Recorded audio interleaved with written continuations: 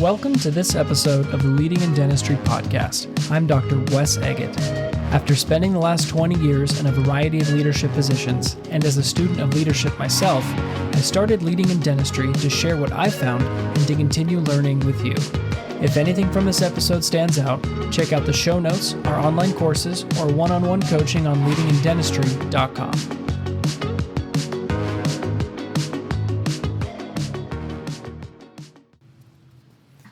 Hello and welcome back to another episode of the Leading in Dentistry Podcast. I'm Dr. Wes Eggett. For those of you new to the podcast, I'm a practicing associate dentist just outside of Denver, Colorado, and I started Leading in Dentistry to help develop the leadership skills of each team member in the dental office, not just the business owner. And I started this podcast specifically while I'm not an owner of any dental practice, as I really want to get across the message that you don't need to wait until you're in charge to be a leader. Now, Leading in Dentistry has been around for over a year now, but the podcast is coming up on the one-year anniversary. And in preparation for that one-year anniversary, I was going through and listening to some of the earlier episodes to see how far we've come and see some of the things that I've learned through this journey. And I came across this episode that I thought would be very helpful to reshare. It's about motivation and the differences between motivational problems and ability problems, and when to know to just do a rah-rah with our staff and when to actually provide some training in order to bridge the gap from where they are and where we want them to go. So even though this was an episode that I did myself sometime in the middle of last year, going back and re-listening to it, there were some principles that I needed to revisit and some things that I found that I had committed to doing that we have stopped doing. So I was able to share some of those principles with our team, and I found it very beneficial. So I thought it was worth sharing here. So I hope that you can gain something from the episode, that you can share with your team if you find something helpful there, and that you can find ways to look at the problems that you're facing in your practice and put them through the framework that we talk about in this episode and just determine, is this a motivational problem? Is this an ability problem? How can we help to bridge the gap from where we are to where we want to go? And with that, always be leading and always be learning. We'll see you next time. So one of the things I want to talk about today is when things start to break down between expectations and accountability. Now, setting expectations is giving a very clear picture of what success looks like, what the end result is supposed to be. And after you delegate the task or you pass it off to a team member, you have to come back and hold them accountable. That's that trust, expectations, accountability cycle there. But after you go and hold someone accountable, let's say that things are not going according to plan. You're not seeing the results that you wanted. There is some communication breakdown, there's some training breakdown, there's some motivation breakdown that is leading to the result not being the result that you were looking for. And this starts this cycle of going from that accountability, we have to go back to expectations and clarify our expectations further. So that first time that you go through and give expectations, you're giving that end result, and you think you're being as clear as you can. But after you go through accountability, you start to notice that maybe you weren't. Maybe there's something missing from what your expectations are and what the reality is. So this begins a cycle of having to go back to expectations and clarify things. But when you're coming back through that second round of expectations, there's a couple of things that we can talk about today that will help clarify things to really dial in what is missing, what is the gap, and how can you bridge that gap. So when we know that the plan did not go according to our expectations, how do we move certain levers to try and close that, okay? So today I want to share with you a framework put together by a company called Crucial Learning. If you've ever heard of Crucial Conversations, these are the people that came up with that. They used to be called Vital Smarts, and a couple of years ago transitioned everything to this Crucial Learning company. So they're the same people. So the framework we'll go over today is called the 6 Sources of Influence. There's going to be a lot of information here, and so we'll go through everything first, and then we'll go back and use examples in order to make sense of it. So just bear with me. We will get through it all, and it will make sense in the end, okay? I'll also put a link in the show notes to the article by Crucial Learning that discusses this concept with some charts, and hopefully that can give some clarity and also something to refer back to, maybe even something that you could read in a staff meeting, a leadership meeting, something like that. That's all going to be very helpful. So the basic idea here is that motivation falls into 2 main categories. And when someone doesn't do something, a lot of times you just think that they're not motivated. So you look at that motivation, look at these 2 categories, and see where things are falling short. But then we're going to dial it in even further. So those 2 main categories. when something doesn't go according to plan, either the person didn't want to do the thing or they didn't know how to do the thing. When they don't want to, this is a traditional motivational problem. The person simply just doesn't have the desire. If they don't know how to, though, this is not a motivation problem. It's actually an ability problem. So when you see someone falling short, the first question you want to ask is this a motivation problem or is this an ability problem? Does the person not know something or do they just not wanna, right? So for the longest time, this is where my understanding of the concept stopped. And if you're going to take one big takeaway from this episode, then that will get you very far to understanding why people are succeeding or why people are failing. Just understanding, is this a motivation thing where we have to encourage, or is this a ability thing where we need to train? But after reviewing the research from Crucial Learning, it turns out that you can break each of these categories into 3 other areas. Okay, so we have those main umbrella categories, motivation and ability. But under each of those, there are 3 other categories that are personal, social, and structural. Okay, so personal, relating to the individual themselves, social, relating to the other people in the group, and structural, relating to the organization or the business or the way that the team is set up, right? So you have a motivation problem that's personal. Okay, so personal motivation. You can also have social motivation, or you can have structural motivation. All right, and then you can also have the ability issues. You can have personal ability problems, social ability problems, so the group's ability, and then structural ability as well. And I'll explain what each of those mean one by one, okay? So let's dial in those specific motivational problems. If you have a personal motivation problem, the person has no desire to perform the task. Social motivation, you have this negative peer pressure that's getting in the way of performing a task. And then structural motivation, let's say that things aren't going according to plan, there's no reward system in place for the organization to incentivize performing the task. Now, if you have ability problems, things that are breaking down with the person's ability to accomplish the task, you can have the personal ability, so the person does not know how to perform the task, the social ability, the team does not know how to support the person performing the task, or structural ability, so the environment of the organization doesn't have things set in place to support the person performing the task, okay? So once you understand these 6 sources of influence, it can be much easier to diagnose what's going wrong when things are falling through. And often you'll see one glaring concern and focus on one issue at a time to correct those shortcomings. But the great thing is that all of these levers are at play all the time. When the Crucial Learning team did a study regarding these sources of influence, they found that certain organizations that used 4 or more sources of influence were able to receive 10 times the result over those that used less than 4 of these levers.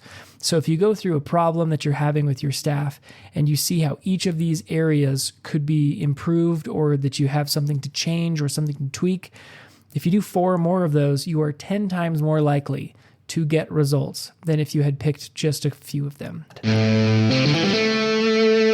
Just a quick interruption here. If you are looking to take your leadership skills to the next level, the next round of the 90-Day Leadership Development Program kicks off on April 7th, 2025. This is a guided program that I designed for dentists, office managers, and team members who want to create trust, set clear expectations, hold their teams accountable, and lead with consistency and heart. The course has on-demand training, self-assessments, bi-weekly coaching calls, and direct leadership troubleshooting, and you'll get everything you need in order to elevate your leadership.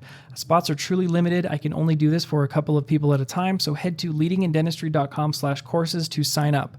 While you're there, check out the Team Lead Crash Course and the course on leadership for associate dentists as well. Now, to show what this looks like in a dental practice, let's talk about case acceptance. I think that's something that every practice could benefit from, and it'll be something that's a good review over all of the different aspects of case acceptance that people can put into place and move the lever in the practice, okay? So we'll talk about a practice where we have low case acceptance rates.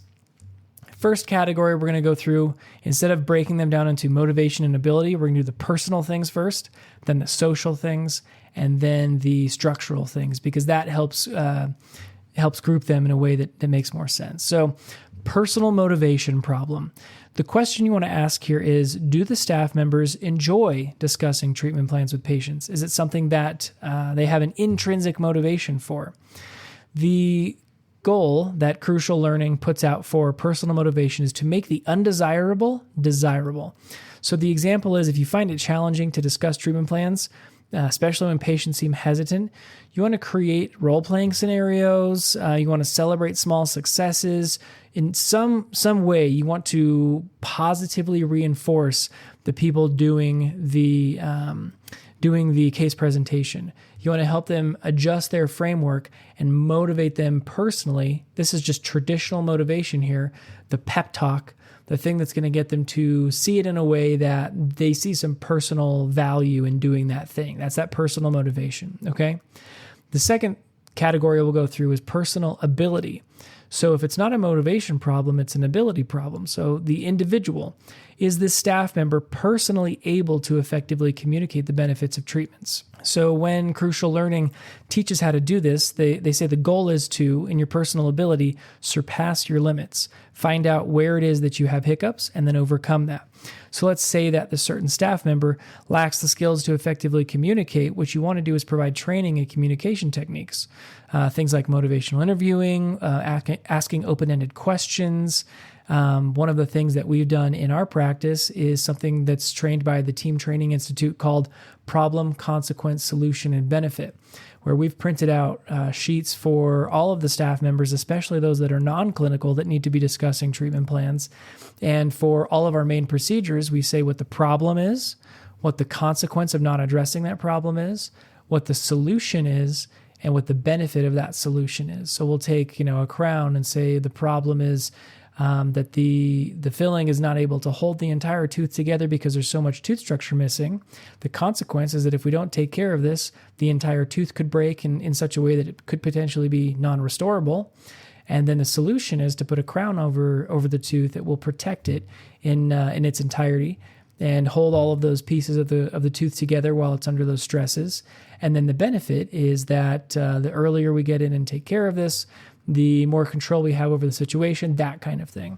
So we've gone through for crowns, fillings, root canals, everything, and given them the problem, consequence, solution, and benefit to bridge that gap of people not having that personal ability of explaining treatments that we offer. So after we've gone through the personal motivation and personal ability, we'll move on to social. So social motivation. Do others on the team support case presentation? Okay. So let's say that there is this, this belief in the practice that the dentist is just money hungry. That is a great example of negative social motivation. Everyone is not going to be motivated to improve case acceptance because they, as a culture in the team, have developed an inaccurate understanding of why we are trying to improve case acceptance. It has nothing to do with the money or the production. It is the amount of value that we can offer to our patients increases when people accept the treatments that we're recommending. So the social motivation is getting the team on the same page about why we are trying to improve case acceptance. Okay, we'll move on to the next item, that is the social ability. Now, do others enable it? Now, when listening to some of the early trainings from the shared practices group, one of the things that they talked about was case acceptance is like pushing a boulder up a hill, right? And every single team member, it starts off with, seeing the social media, seeing the website, that's a little push of the ball up the hill. And then the first phone call pushes the ball up the hill. The first interaction with the team when they come into the office pushes the ball up the hill, and you keep pushing the ball up the hill through every interaction with assistants and hygienists to the point that the doctor comes in and the ball's just waiting at the top of the hill for us to push it over and to roll down the hill on the other side. So socially, do all of those touch points, does every person in that cycle or that process have the skill and the ability to communicate what they need to in order to get that ball up the hill? So by the time the doctor walks in and says, yes, I agree, this is the treatment that we need, is that possible? Can everybody pull their weight, push that boulder up the hill. Okay, so finding any breakdown in the social ability or anyone in the team that needs some improvement in their personal ability. Okay, so we talked about so far the personal motivation, personal ability, social motivation, and social ability. Now, this last category for structural is where things can get a little difficult to understand. Structural motivation, structural ability, this is just talking about, does the organization have things set up to encourage these behaviors? So structural motivation, do things motivate? Okay, so the crucial learning group, what they teach is, for structural motivation, design rewards and accountability systems. So for structural motivation, you would implement a reward system for team members who achieve high case acceptance. This could include bonuses, recognition in meetings, incentives like that are set up by the organization to positively reinforce fulfilling the goal. So that's the structural motivation. The group motivates the behavior. Okay.